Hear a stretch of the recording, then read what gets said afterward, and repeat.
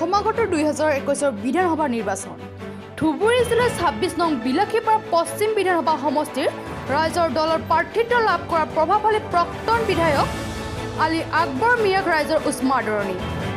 উল্লেখ্য যে হেজাৰ হেজাৰ দলীয় সমৰ্থকে চাপৰৰ বহলপুৰৰ পৰা বাইক ৰেলীৰে প্ৰাক্তন বিধায়ক মিয়াক আদৰি আনে। চাওক আমাৰ এক বিশেষ প্ৰতিবেদন।